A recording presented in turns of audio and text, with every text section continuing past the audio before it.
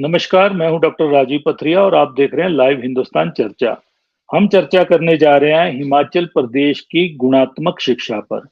शिक्षा के क्षेत्र में ये राज्य केरल के बाद हमेशा दूसरे पायदान पर रहा है, लेकिन गुणात्मक शिक्षा में हिमाचल प्रदेश पिछले कुछ सालों से पिछड़ गया है।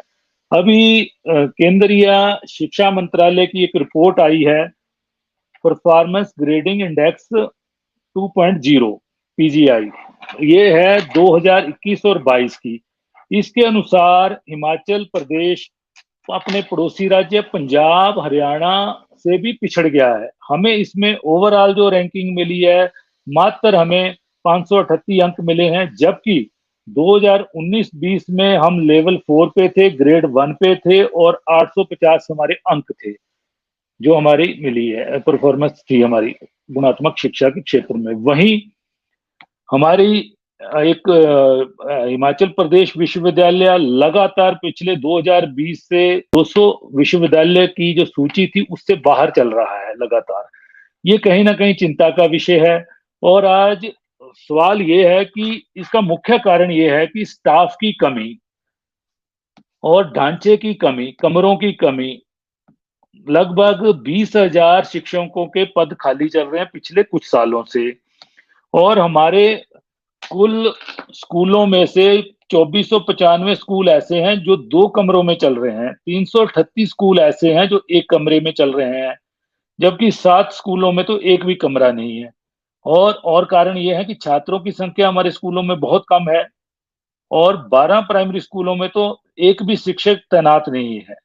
वर्दी किताबें हम समय पर देते हैं, लेकिन प्रशासनिक खामियां बहुत हैं। एक शिक्षक, एक प्रिंसिपल, उपनिदेशक, निदेशक से लेके सचिव तक का जो कार्यकाल है उस पे एक आपत्ति उठाई गई है इस रिपोर्ट में कि वो पूरा कार्यकाल कोई भी पूरा नहीं करता, वो कम कार्यकाल है। वहीं टीचर्स को ट्रेनिंग नहीं दी जाती। और ये सारे कई कारण हैं कि जिससे हम गुणात्मक शिक्षा में पिछड़ गए हैं। आज हम इसी पे चर्चा करने जा रहे हैं। हमारे साथ चर्चा में भाग ले रहे हैं भाजपा से शिक्षक प्रकोष्ठ के नेता हैं रमेश वर्मा जी, वो आज हमारे साथ जुड़े हैं। कांग्रेस से सुशांत कपरेड जी हमारे साथ जुड़े हैं और विश्लेषक के तौर पे प्रवीण कुमार शर्मा जी हमारे साथ जुड़े हैं। तो मैं प्रवीण जी से सबसे पहले जानना चाहूंगा कि हम आखिर क्यों पंजाब जैसे राज्य से भी पिछड़ गए हैं। कहाँ हम केरला के बाद हमारा नंबर आता था लंबे समय तक गुणात्मक शिक्षा में, ओवरऑल परफॉर्मेंस में, शिक्षा के क्षेत्र में हम बहुत अग्रणी थे, लेकिन अब लगातार हम पिछड़ते जा रहे हैं। तो प्रवीण जी, क्या कारण है? थोड़ा सा इस पे प्रकाश डालिए। आप क्या क्या इसके कारण रहे हैं मेन? डॉक्टर साहब, हिमाचल प्रदेश को बने हुए काफी लंबा समय हो चुका है और जिन क्षेत्रों में हम लोगों ने बहुत ज्यादा प्रगति की है, उनमें एक शिक्षा का क्षेत्र भी है। और आपको याद होगा कि वर्ष 2010-11 में जो नेशनल लेवल के ऊपर सर्वेज हुए थे, गवर्नमेंट ऑफ इंडिया ने भी हिमाचल प्रदेश सरकार को नवाजा था।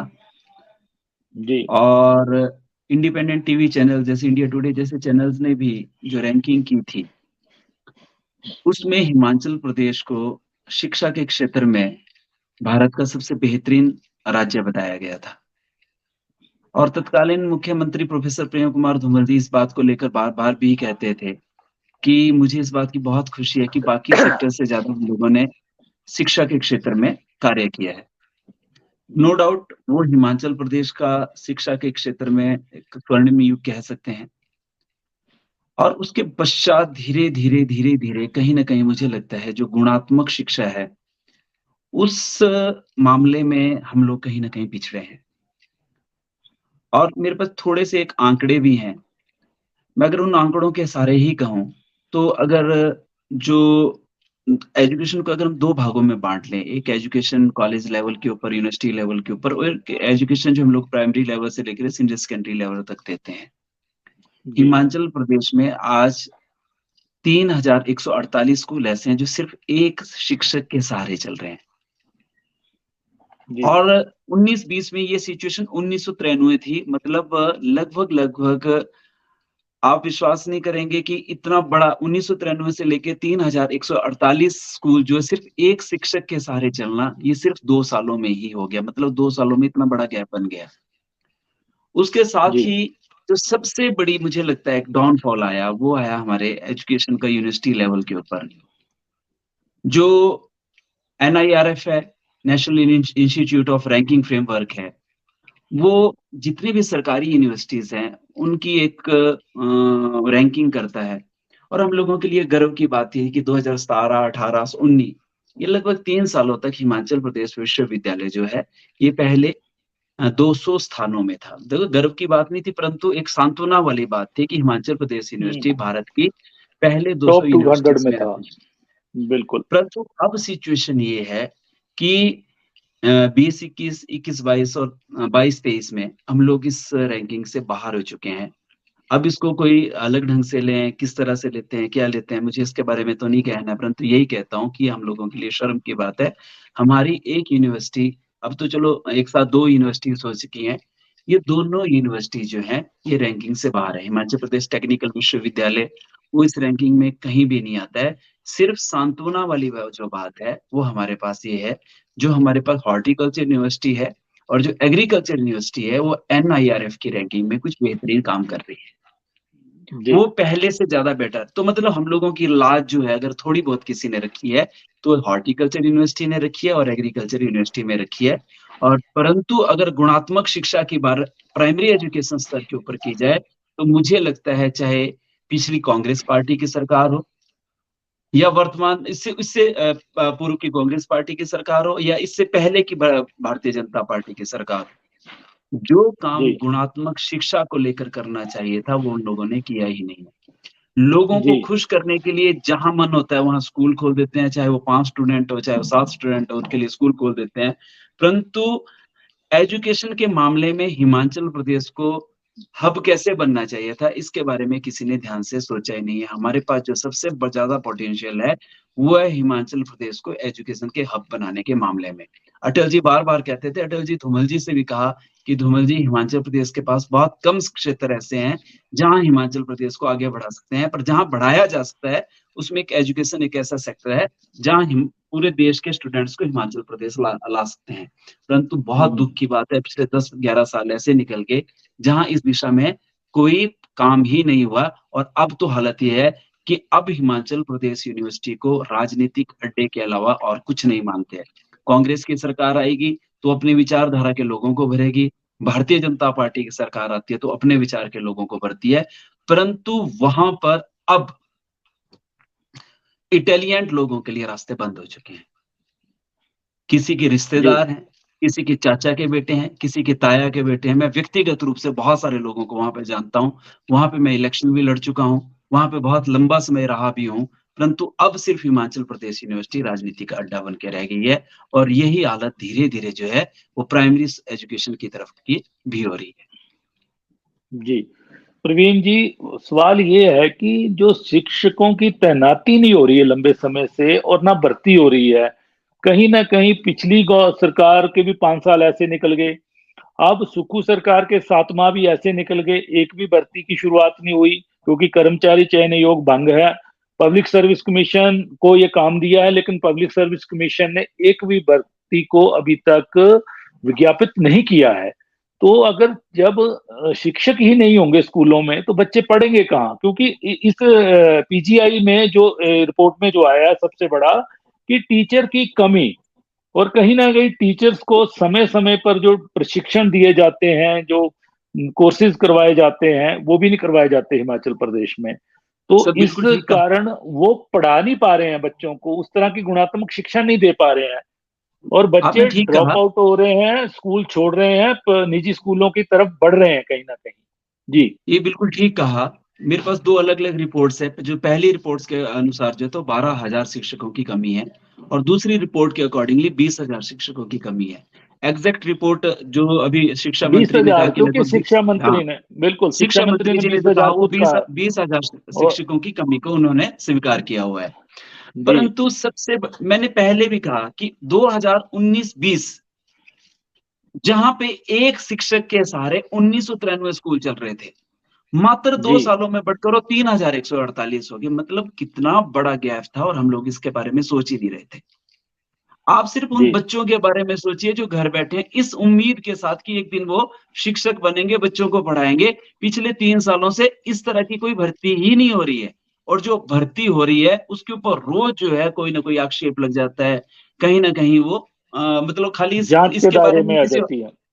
वो कहीं न कहीं फँस रही है। तो मुझे लगता है कि पॉलिटिशियन का तो बहुत बड़ा फेल्योर है। पिछली प्रीवियस गवर्नमेंट को भी इस बारे में सीरियसली मतलब और उनको इस चीज़ को स्वीकार करना चाहिए कि वो इस मामले में पूरी तरह से फेल हुए हैं। जी भारतीय तो जनता मैं पार्टी की रमेश सरकार को पूरी तरह से स्वीकार करना चाहिए कि मैं वो रमे, फेल्योर रमे, हुए हैं। रमेश जी की तरफ जाऊंगा। रमेश जी, ये जो पीजीआई इंडेक्स आया है, इसमें जो रिपोर्ट आई है उसके अनुसार हम पंजाब से भी पिछड़ गए हैं। अपने पड़ोसी राज्य से पंजाब कहाँ हमारे से बहुत पीछे होता था क्वालिटी एजुकेशन में। और ये रिपोर्ट जो है वो 19-20 की है, अपने सॉरी। और जो 19-20 में हम बहुत आगे थे, लेकिन पिछले 2 साल जो आपकी सरकार के, भाजपा सरकार के कार्यकाल रहे हैं, उसमें हम पिछड़ गए हैं। तो ऐसा क्यों हो रहा है? क्यों शिक्षकों की भर्ती नहीं कर पाए? क्यों हमने स्कूल खोले लेकिन शिक्षक नहीं दिए, और उनके कमरे नहीं बनाए, इंफ्रास्ट्रक्चर भी नहीं दे पाए? हम क्या कारण रहे, रमेश जी? डॉक्टर साहब, मैं परवीन जी की बात से सहमत हूँ कि बहुत सारे स्कूल हिमाचल प्रदेश के अंदर ऐसे हैं कि जो केवल एक शिक्षक के सहारे चलते हैं। जी नो डाउट कि 19 तक हम लोग बहुत अच्छा कर रहे थे। जी बीच में आप सभी के भी ध्यान में ये विषय होगा कि एक कालखंड ऐसा भी रहा कोरोना का कि जिसमें लगभग सारी जो व्यवस्थाएं थी वो ठप पड़ी थी, और उसमें जो हमारा एजुकेशन जो डिपार्टमेंट था या एजुकेशन सेक्टर था वो भी उससे अछूता नहीं था।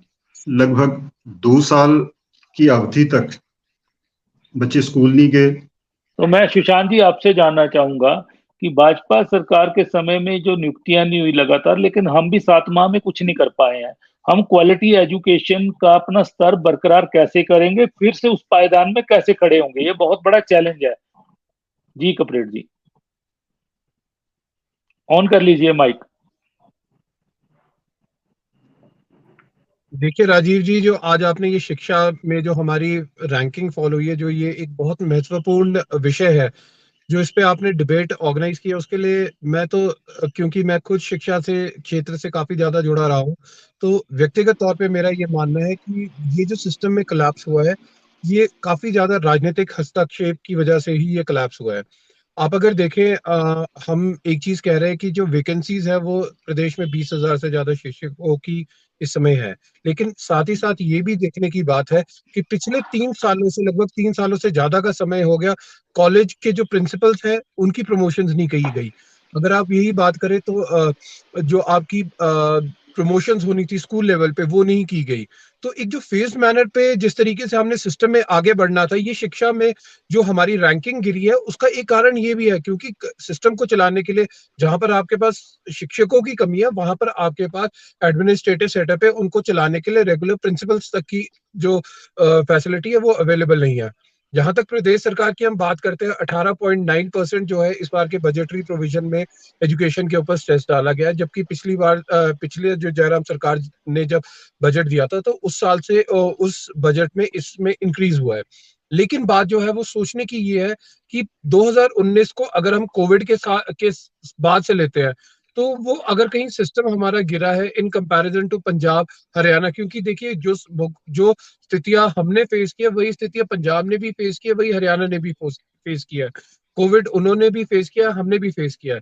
लेकिन आवश्यकता ये है कि एक लॉन्ग टर्म फेज मैनर की, जिस तरीके से हम बात करते हैं, जिस तरीके की एक एजुकेशन प्लानिंग की बात माननीय सुखविंदर सिंह सुक्खू जी कर रहे हैं, और साथ ही साथ अगर हम बात करें, माननीय शिक्षा मंत्री जी कह रहे हैं कि वो फेज मैनर पे सीटें भरने की बात कर रहे हैं। अभी जिस तरीके से पब्लिक सर्विस कमीशन के माध्यम से जो सीटें भरी जानी थी, मैं भी मान रहा हूँ कि वो प्रक्रिया जो है वो धीरे चल रही है, लेकिन विद इन नो टाइम वो जो प्रक्रिया है वो दोबारा से अपनी पटरी पे आएगी। और जो हमारी वेकेंट पोस्ट है, क्योंकि सरकार इस चीज पे बड़ी क्लियर है कि हमें अपनी वेकेंट पोस्टें जो है वो भरनी है। साथ ही साथ जहां तक हम बात करते हैं वैकेंसीज की, आप ये देखिए, ये वैकेंसीज का जो बैकलॉग है ये आज का नहीं, ये पिछले 5 सालों का है। हम तो ये कहते हैं कि 2019 का मतलब ये हुआ कि भाजपा की सरकार ने वो रेटिंग्स पाई जो उससे पहले की कांग्रेस सरकार ने ली थी। आप अगर ये देखिए कि 7 महीने की सरकार को 7 महीने की जो सरकार है वो पिछले 5 सालों के जो कार्यकाल है उसका आंकलन नहीं हो सकता। अगर आपने एक प्रॉपर मैंडेट लेकर चलना है, अगर आपने प्रॉपर तरीके से हिमाचल सरकार को कहीं ना कहीं आपने असेस करना है, तो आपको 2 साल देने पड़ेंगे, बिकॉज तीसरे साल में एक जो प्लानिंग किसी भी गवर्नमेंट की आती है उसका रिजल्ट निकलेगा। तो मेरा ये जी मानना है कि जो ये शिक्षा में गुणात्मक सुधार है वो इस समय आवश्यक है। उसमें चाहे हम अपने प्रिंसिपल्स की नियुक्तियों की बात करें, हम चाहे वेकेंट पोस्टें भरने की बात करें, हम चाहे नए इंफ्रास्ट्रक्चर को बनाने की बात करें, क्योंकि अगर एक एक कमरे में क्लासेस चल रही है तो इसका मतलब तो क्लियर सा है कि वहां पर बिल्डिंग्स ही अवेलेबल नहीं है। मुझे अभी भी पता है कि कई ऐसे महाविद्यालय, कई ऐसे विद्यालय जो प्राइवेट भवनों में चल रहे हैं। तो आज आवश्यकता ये है कि हम इस चीज को सुधार करें, और जो क्वालिटी एजुकेशन है उसके ऊपर हमारा जो फ्लक्स है, वो हमारा जो इंटरेस्ट है वो होना चाहिए। जी सुशांत जी, सबसे बड़ा सवाल ये है कि हम जिस पायदान पे पहुंच गए हैं, पंजाब की एजुकेशन और हमारी एजुकेशन, हमारा एक लेवल गुणात्मक शिक्षा का बहुत ऊपर था, लेकिन वो किन कारणों से गिरा? सबसे बड़ी कमी तो शिक्षकों की रही। उसको भरने के लिए पिछली सरकार ने भी कोई प्रयास नहीं किया, और अब 20,000 पद खाली हैं और हम 5-1 हजार पद की एक रिक्वेजिशन भेज रहे हैं पब्लिक सर्विस कमीशन को कि इनको भरा जाए, लेकिन पब्लिक सर्विस कमीशन ने अभी तक उस पर कोई कार्रवाई शुरू नहीं की है, और इन पद भरने में ही 1 साल का समय लग जाएगा। वहीं आने वाले 10 सालों में 1 लाख कर्मचारी और अधिकारी सेवानिवृत्त हो रहे हैं, और उसमें 50% शिक्षक हैं, क्योंकि हमारा शिक्षा विभाग का काडर सबसे ज्यादा है। वो लगातार और पद खाली होते जाएंगे। ठीक है, तो एक बहुत बड़ी चुनौती सुक्खू सरकार के आगे है, और इसके लिए एक रोड मैप तैयार करने की जरूरत है। रोड मैप ऐसा बने कि हम जहां से फिसले हैं हम अब और अचीव करें कहीं ना कहीं। हमारे देखिए राजीव जी, विश्वविद्यालय का हाल क्या है जी? पहले बहुत बताइए, आप देखिए बोलिए। राजीव जी, जो आप चीज कह रहे थे एग्जैक्टली वही मैं चीज कह रहा हूँ। एक लॉन्ग टर्म रोड मैप बनाने की आवश्यकता है। आज जो सरकार करेगी उसका जो रिजल्ट है वो आज से 3 साल बाद आएगा। अगर आप ये बात कह रहे हैं, अगर मैं ये बात कह रहा हूँ कि इस समय प्रदेश सरकार ये कह रही है कि हमें शिक्षकों के पद भरने हैं, 5,000 पदों को भरने के लिए हमने पब्लिक सर्विस कमीशन को बोला है 20,000 में से। पहले साल में अगर हम इस प्रक्रिया को अपना पाते हैं तो एक जो हमारा एक मोमेंट है, जो हमारा एक प्रोसीजर है, वो तो कम से कम स्टार्ट हो पाएगा। अभी प्रॉब्लम ये आ रही है कि हमारे पास जो नंबर ऑफ वैकेंसीज है वो बढ़ती जा रही है। आप कह रहे हैं कि अगले 1 साल में हमारे साथ प्रॉब्लम ये आनी है कि जो हमारी एजुकेशन में 50% जो वैकेंसीज है वो बिकॉज ऑफ रिटायरमेंट अगले आने 10 वाली है। सालों में, 10 सालों अगले में, 10 सालों में, अगले 10 सालों में। फेस लेकिन वाइज। एक चीज देखिए जी कि उसको भरने के लिए एक फेज मैनर पे हमें आज से ही काम शुरू करना पड़ेगा।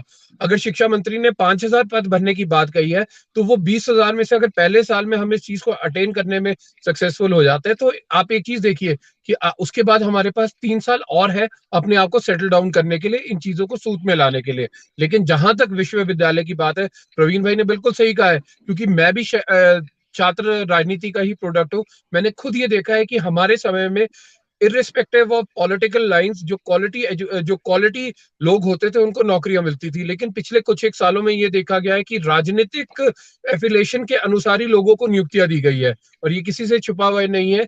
मेरिट को दरकिनार करके जिस तरीके से नियुक्तियां दी गई है, वो एक एजुकेशन सिस्टम के डाउनफॉल का जी, सबसे बड़ा कारण है। ये विश्वविद्यालय में ये समस्या रहती है हर बार। जब भी सरकार बदलती है, वो अपने चहेतों को ही, उसका सिलेक्शन की प्रक्रिया पारदर्शी नहीं है। बहुत सवाल उठते हैं विश्वविद्यालय में जो भी नियुक्तियां होती हैं। तो इसके लिए भी कहीं ना कहीं प्रवीण जी कुछ किया जाना चाहिए। जी, माइक ऑन कर लीजिए।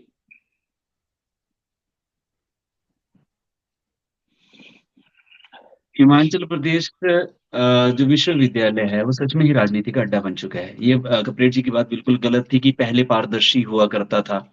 पारदर्शिता तो कभी नहीं पहले भी हुआ, नहीं थी, आज तक कभी नहीं कभी भी हुआ, नहीं हुआ, कभी नहीं हुआ। आज तक कभी नहीं जी हुआ। और हालत ये है कि ये धीरे धीरे धीरे धीरे इंस्टीट्यूट खुद ही मर जाएगा, क्योंकि जिस तरह से बच्चे जो है, क्योंकि हिमाचल प्रदेश में इसकी हालत जो है वो ये है कि ये पहले 200 स्थानों पर एनआरआई जो एनआईआरएफ की रैंकिंग है उसमें नहीं है। उसके कंपैरिजन में जो प्राइवेट विश्वविद्यालय है हिमाचल प्रदेश, 17 में से 6 विश्वविद्यालय ऐसे हैं जो पहले 100 स्थानों के ऊपर है। और बड़ी खुशी जी की बात है कि शुलिनी जैसी यूनिवर्सिटी तो पहले 13 स्थानों के ऊपर है। तो मुझे लगता जी है कि जिस तरह से मतलब ये वहाँ पे राजनीति हो रही है, धीरे-धीरे वहाँ पढ़ने के लिए कोई नहीं जाएगा, वहाँ से सिर्फ टीचर ही निकलते हैं। इसके अलावा मुझे नहीं लगता है कि आप हिमाचल प्रदेश और वो विश्वविद्यालय से वही और कोई वही जो पढ़ते हैं वही नौकरी लग जाते हैं, विचारधारा हाँ, जिनकी वो वो जो सरकार पढ़ते से हैं मेल वही खाती नौकरी है। लग जाते हैं। मतलब जी वहाँ पे अब सबसे बड़ी क्वालिफिकेशन है कि आपने किस पार्टी के कितने ज्यादा नारे लगाए हुए हैं, इसके अलावा वहाँ पे कोई जी क्वालिफिकेशन नहीं है। बिल्कुल बिल्कुल। दूसरी बात, सबसे बड़ी बात, इन्होंने एक बात बड़ी अच्छी कही कि बजट का प्रोविजन सच में ही हिमाचल प्रदेश में बहुत ज्यादा रहा है। पिछली बार 8,412 करोड़ रुपए था और प्रेजेंट में जो है अभी जो है वो लगभग 8,828 करोड़ रुपए है। इसमें कोई दो जी राय नहीं है कि बजट का प्रोविजन तो हिमाचल प्रदेश में जो है शिक्षा के ऊपर बहुत ज्यादा है, परंतु उसकी यूटिलाइजेशन ही नहीं है।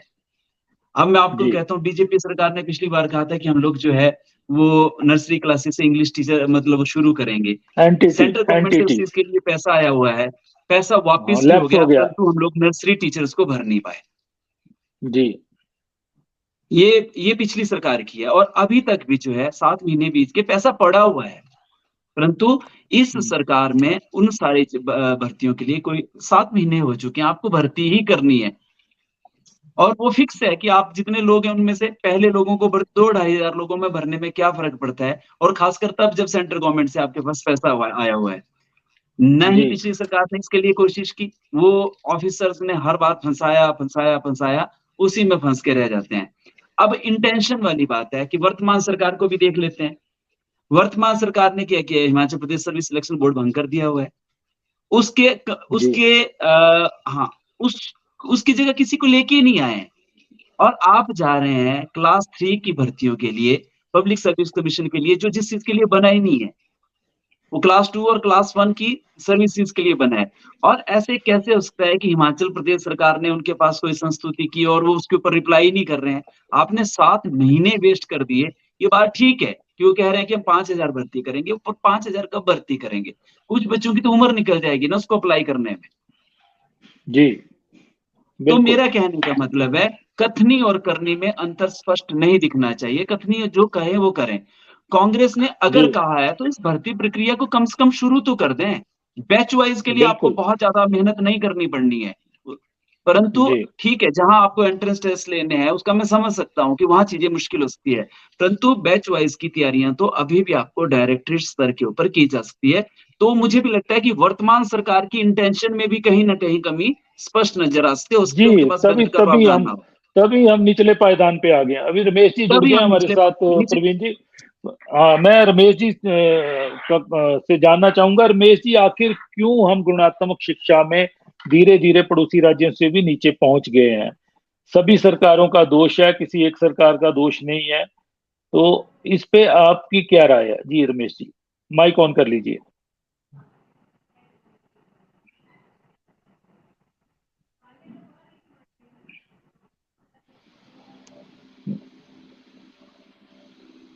जी ये बड़ी चिंता का विषय है जी कि बीच में मैं जुड़ नहीं पाया था।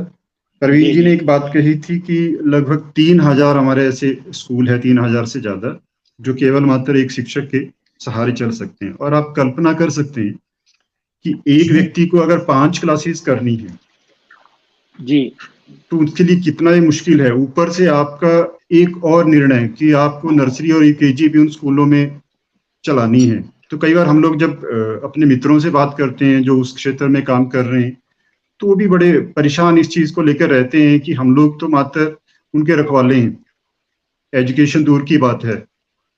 तो ये एक चिंता का विषय है। विभाग को इसके ऊपर गंभीर होना चाहिए कि किस जी प्रकार की प्रपोजल सरकार के पास भेजते हैं। अभी वर्तमान सरकार ने अपना जो मैनिफेस्टो है उसमें लगभग 5 लाख नौकरियां देने का वादा किया था और लगभग 6 महीने से ज्यादा का समय हो रहा है, लेकिन ये जो सरकार है अभी उस तरफ नहीं बढ़ रही है।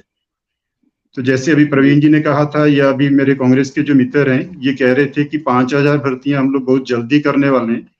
तो ऐसी जो चीजें हैं वो बड़ी जल्दी होनी चाहिए ताकि बच्चों को समय से शिक्षक मिले। इंफ्रास्ट्रक्चर की तरफ की अगर आप बात करें तो मैं पिछली जो सरकार, राजा वीरभद्र सिंह जी की सरकार है, आप लोगों के ध्यान में होगा कि हिमाचल प्रदेश सरकार ने एक कंसेप्ट लेके आए थे मॉडल स्कूल, और लगभग हर शहर के जो स्कूल थे, चाहे आप मैं सुंदरनगर से हूँ, सुंदरनगर सीनियर सेकेंडरी स्कूल, या आप डहर ले लीजिए, उनको बजट दे दिया गया 45 लाख का जी। लेकिन केवल मात्र पैसा दिया, और मॉडल स्कूल्स की ये हालत थी कि रिजल्ट उनका जो था वो कुछ एक स्कूलों का, आप लोगों ने भी मीडिया के माध्यम से पढ़ा होगा कि उन्ना का एक मॉडल स्कूल था, उसका रिजल्ट 0 था। तो ये जो पॉलिसीज बनती है ये जमीन के ऊपर इम्प्लीमेंट प्रॉपर नहीं होती। हमारे जो अधिकारी हैं वो किस प्रकार से पॉलिसियां भेजते हैं, सर्व शिक्षा अभियान में बजट की कमियां नहीं है। अगर आप देखेंगे हिमाचल प्रदेश के अंदर जितने प्राइमरी स्कूल हैं सबकी वॉल राइटिंग हुई है, वॉल पेंटिंग हुई है। आप इंफ्रास्ट्रक्चर को तो सजा रहे हैं, लेकिन टीचर्स की भर्तियां या जो क्वालिटी एजुकेशन की तरफ हम लोगों को बढ़ना चाहिए, अगर आप देखेंगे तो एक क्रेडिबिलिटी जो हमारा जो विश्वविद्यालय है उसकी कम हुई है। हमारी जो स्कूली शिक्षा है, ज्यादातर जो अच्छे परिवार के बच्चे हैं वो आउट ऑफ स्टेट आज एजुकेशन के लिए जा रहे हैं, ये बहुत एक चिंता का विषय है। तो ये एक जरूरत है समय के हिसाब से कि हम सब लोग मिलके कोशिश करें ताकि जो हम लोगों का जो एक रैंक गिरा है उसको कैसे हम लोग ऊपर उठाने में क्या प्रयास हो सकते हैं। वर्तमान सरकार उस पर क्या कर रही है, अभी तक इस प्रकार का कोई वक्तव्य ना ही आया, ना ही कोई ऐसी चीज सामने आई है कि सरकार कोई उसमें स्टेप लेने वाली है। और एक बात और प्रवीण जी ने शुरू में कही थी कि जो शिक्षकों की जो ट्रेनिंग होती है, ये एक चिंता का विषय है कि अभी हमारी नई एजुकेशन पॉलिसी जो इंट्रोड्यूस हुई है, तो इंट्रोड्यूस तो कर दी गई, लेकिन जिन लोगों को जमीन पे काम करना है ना तो उनको उस चीज का कोई समझ है कैसे चीजें करनी है। तो ये बहुत जरूरी हो जाता है कि जब भी हम लोग कोई नई चीज इंट्रोड्यूस करें, वहाँ के जो टीचर हैं, प्रशासनिक अधिकारी हैं या कर्मचारी हैं, पहले उनको एक वर्कशॉप उनका रहना चाहिए ताकि उसका जो लाभ है वो बच्चों को मिल सके। जी कपरेट जी, एनटीटी का मुद्दा आया। एनटीटी का बजट पहले भी पिछली सरकार में भी लैप्स होता रहा, अब भी लगातार प्रयास हो रहे हैं, लेकिन एनटीटी में एक सबसे बड़ा पेच है कि 1 साल का डिप्लोमा होता था पहले, और हिमाचल में लगभग जो लोग हैं उन्होंने 1 साल का डिप्लोमा किया है।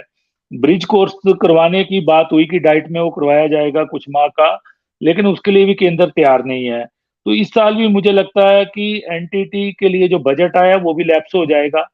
और वहीं पे इस रिपोर्ट में ये भी एक बात मुख्यतः उठी है कि जो केंद्र अपना शेयर समय पे जारी करता है, समग्र शिक्षा अभियान जिसको पहले सर्व शिक्षा अभियान कहा जाता था, उसके लिए समय पर अपना शेयर जारी करता है, लेकिन स्टेट अपना शेयर देरी से जारी करती है। उससे कहीं ना कहीं सारी दिक्कतें आती हैं फील्ड में। जी सुशांत जी। देखिए राजीव जी, इसी विषय को लेकर मैंने क्योंकि मैं रोहित ठाकुर जी से इस विषय को लेकर बात हुई, उन्होंने मुझे स्वयं ये चीज बताई कि सेंटर से फंडिंग आ रही है, लेकिन प्रॉब्लम क्या हो रही है, जब हम एग्जीक्यूशन पार्ट पे उसको स्टेट की बात कर रहे हैं, यहाँ पर हमारी जो कमियां वो उजागर हो रही है। उन्होंने इसीलिए दिशा निर्देश दिए डायरेक्टर एजुकेशन से लेकर सेक्रेटरी एजुकेशन से लेकर कि एटलीस्ट जो हमारा आ रहा बजट है हम उसको यूटिलाइज करें, और उसी चीज के दृष्टिगत उन्होंने मीटिंग्स भी ऑर्गेनाइज की, और एक जो रोड मैप है इस चीज का तैयार है।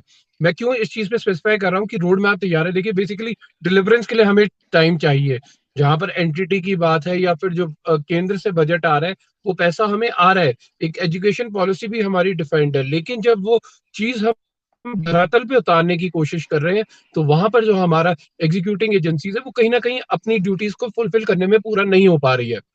इन्हीं चीजों को दूर करने के लिए मैं इस चीज पे स्पेसिफाई कर रहा हूँ कि जो ये लॉन्ग टर्म जो एक रोड मैप तैयार किया गया प्रदेश सरकार द्वारा, किस तरीके से हम इस सिस्टम को सेट करेंगे, उसमें हमें कुछ समय तो चाहिए। साल बाद अगर आप हमारे ऊपर ये आरोप लगाएंगे कि 5,000 पद नहीं भरे गए तो वो जेन्युइन रहेगा, लेकिन इस समय क्योंकि हम एक रेफॉर्मेटिव मोड में है जहां पर पिछली जो सरकार की करनियां है उनको हम सुधारने का प्रयास कर रहे हैं। अगर आज टीचर्स का बैकलॉग खड़ा हुआ है तो उसका एक बहुत बड़ा कारण तो ये भी है कि जो सर्विस सिलेक्शन बोर्ड में जो भ्रष्टाचार हुआ वो भी तो एक बहुत बड़ा फैक्टर है। कहीं ना कहीं ये सारी की सारी चीजें कोरिलेटेड है। एक सिस्टम को सुधारने के लिए एक समय की आवश्यकता है, और आपको मैं ये चीज बताना चाहूंगा, आपके चैनल के माध्यम से भी हमारे जितने श्रोता है उनको ये चीज बताना चाहूंगा कि प्रदेश सरकार जो वेकेंट पोस्ट है उनको भरने के लिए दृढ़ निश्चयी है और जल्दी से जल्दी जो है आप जो ये 5,000 टीचरों की जो भर्ती की बात है वो जल्दी से जल्दी अमली जामा पहनाएंगे। और जहां तक एंटिटी टीचर्स की बात है, बिकॉज ये टेक्निकल इशू इन्वॉल्व रहा है इसमें, इसके साथ साथ अगर आपको याद होगा जेबीटी बीएड ये सारे के सारे जो चीजें थी, इसमें एक रैपिड जो है एजुकेशन सिस्टम में भी हमारे ट्रांसफॉर्मेशन हुआ है। आपको याद होगा एक टाइम ऐसा था जब मेडिकल एजुकेशन की तरफ लोगों का सबसे ज्यादा इन्फ्लक्स होता था, लोग डॉक्टर बनना चाहते थे, उसके बाद इंजीनियरिंग स्ट्रीम में एक बहुत बड़ा इन्फ्लक्स आया। लेकिन आज की डेट में आवश्यकता ये है कि जो हमारे स्किल ओरिएंटेड प्रोग्राम्स है, अब हमें अपनी जो प्रदेश के जो युवा है उनको एडजस्ट करने के लिए स्किल डेवलपमेंट के जो प्रोजेक्ट्स है वो एजुकेशन सिस्टम के अंदर इन्फ्यूज करने पड़ेंगे। तभी हमारी जो शिक्षा में असली सेंस में गुणात्मक सुधार है या जो एंड पॉइंट एक एजुकेशन सिस्टम का होना चाहिए वो हम तभी अटेन कर पाएंगे।